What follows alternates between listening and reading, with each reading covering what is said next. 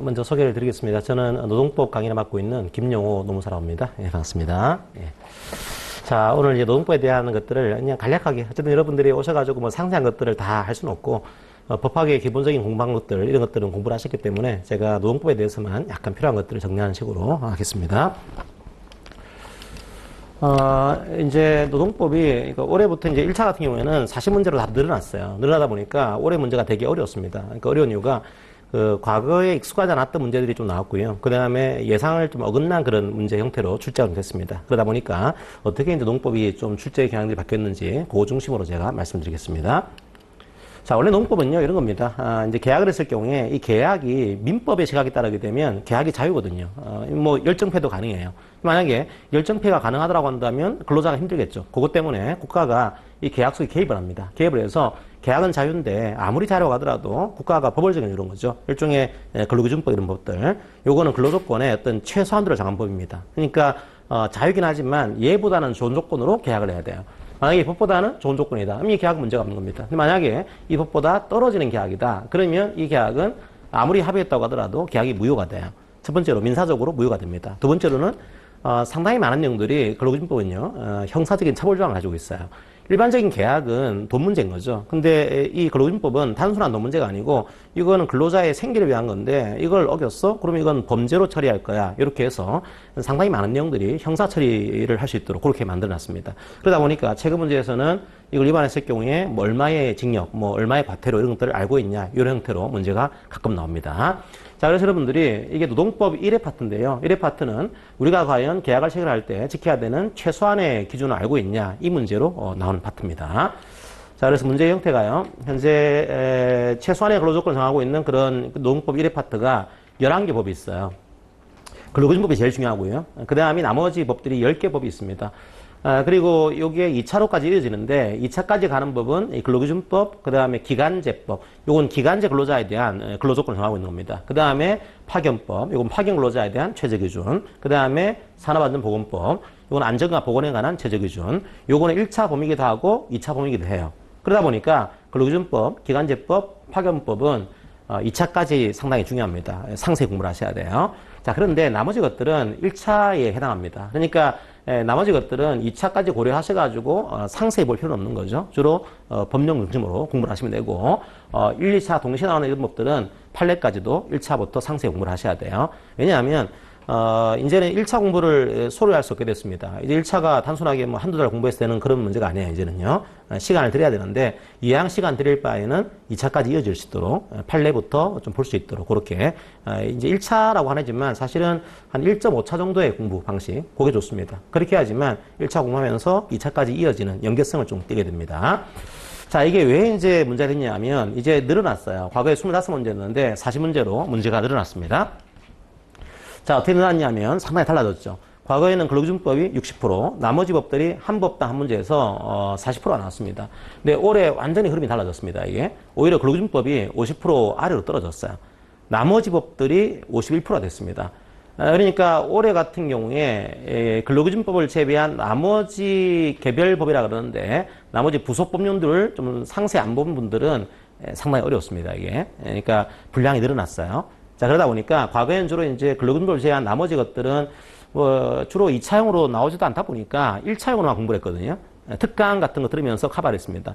이제는 좀 힘들 것 같아요. 제가 볼 때는. 그래서 우리 학원에서도 이제 이 개별적인 법률들도 좀 공부할 수 있도록 정규 시간에 좀 투입을 해서 가르칠 겁니다. 이제. 왜냐하면 분량이 너무 커졌죠. 1차에서는 거의 50%니까 얘를 못 풀면 떨어지는 거예요.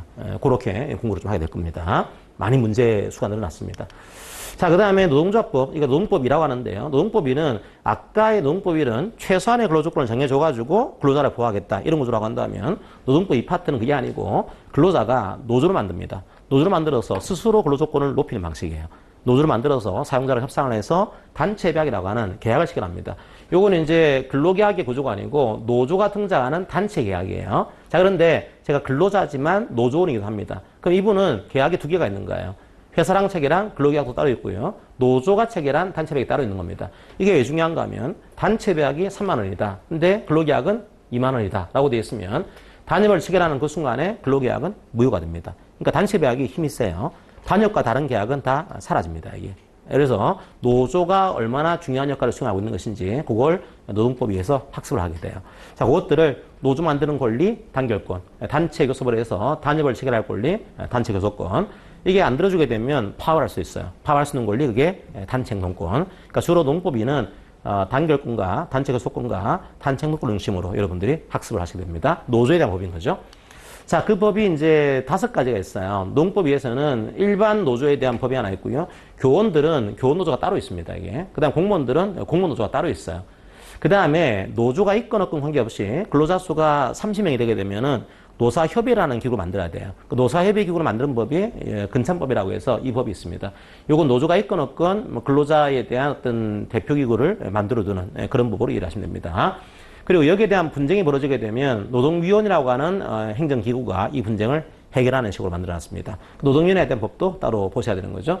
마찬가지로 이 법은 다 2차 법에 들어가요. 들어가는데 나머지 것들은 2차에서는 거의 안 나옵니다. 거의 노동자법만 2차에 나오기 때문에 노동자법은 상세 공부하시고 나머지 것들은 약간 소홀하게 공부를 하셨어요, 지금까지. 근데 올해부터 이게 문제가 생겼습니다. 왜 그런가 하면 이게 올해 1차의 흐름이었는데 완전히 달라졌어요, 이것도요. 노동자법이 거의 85%였습니다. 이전까지는요. 그러니까 나머지 법들은 설사 1차에서 공부하지 않더라도 합격에는 전혀 문제가 없는 이런 구조였습니다. 근데 올해 40문제 늘어나면서 노동조합법이 60%로 확 떨어졌습니다. 나머지 법이 교원노조법 4문제, 공무노조법 4문제 해서 이제 나머지 법들이 16문제가 나왔어요. 그러니까 전체 중에서 40%가 됐습니다.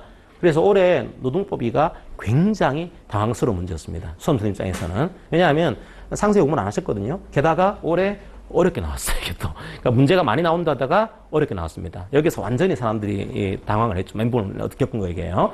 그래서 이것도 근데 다행인 것은 이 개별 법률들은 분량이 아주 많지가 않습니다. 많지가 않다 보니까 조금만 공부하시면은 충분히 문제들을 맞출 수는 있습니다, 이게. 근데 올해는 좀 준비가 안 됐었기 때문에 아직까지 대비가 안 된 거죠. 올해부터는 대비할 수 있습니다, 이제. 나오는 시험 문제가 패턴이 이제 파악이 됐기 때문에 여러분들이 따라오시면 충분히 할 수 있을 거예요. 그래서 역시 마찬가지로 올해도 요 파트들도 조금 시간 투자를 하는 방향으로 이제 교육을 좀 하게 될 겁니다. 그렇게 하시고요. 2차 같은 경우는 이제 이렇게 보시면 돼요. 1차는 아주 얇게 이게 넓게 보는 겁니다. 2차부터는 이제 그렇게 공부하시면 안 되겠죠. 2차는 좁게 깊게 보는 거예요, 이제. 그래서 모든 것들을 보는 게 아니고 그 중에서 필요한 것들만 끄집어보는 겁니다. 그래서 개인적으로는 약간 그 공부 방법이 좀 문제는 있다고 봐요. 왜냐하면 지금까지 노동법에 대한 시험 공부 방식이 어떻게 공부를 하셨냐면 2차를 먼저 공부하셨어요, 2차를요. 2차를 공부하신 다음에 1차를 그냥 가볍게 공부하는 식으로 이렇게 하다 보니까 사실은 이게 사상 누각 같은 느낌이 좀 있습니다. 전혀 기본적인 것이 공부가 안 돼 있는데 깊이만 생기게 되는 이런 구조라서 이런 것의 약점은 나중에 가시면요 굉장히 깊이가 얕아져요, 오히려. 그러니까 깊이 공부한다고 했지만 사실은 바탕이 없는 거죠. 그래서 여러분들이 이제 2차 공부를 하실 때는 깊게 보는 구조인데 바탕은 있어야 된다고 하는 거 그렇게 하시고요. 법은 거의 똑같습니다. 아까 행정법도 그랬지만 공부하는 방식은 거의 유사한 구조고요. 단지 하나 말씀드리면은 노동법은 판례가 되게 중요합니다. 그래서 판례를 이해를 못 하시고 판례를 암기를 못 하시면 못 해요. 그러니까 2차의 가장 최대의 난제죠, 이게. 판례를 충분히 여러분들이 이해할 수는 있어요. 근데 이해하고 난 다음에는 또 암기를 하셔야 돼요.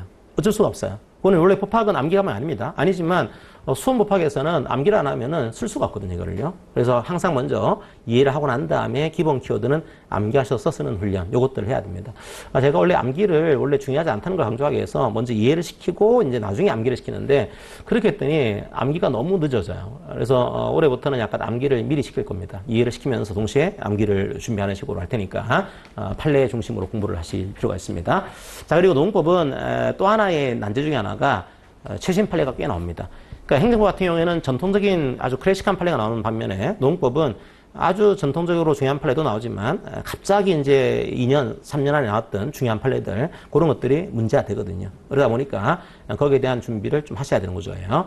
항상 문제 구조는 아주 전통적인 문제에다가 최신 판례가 끼워져 있는 그런 구조라서 여러분들이 전통 판례는 항상 공부를 하시고 최신 판례는 강사가 항상 소개를 해드리니까 그때마다 좀 추가하는 식으로 그렇게 공부를 하셔야 됩니다.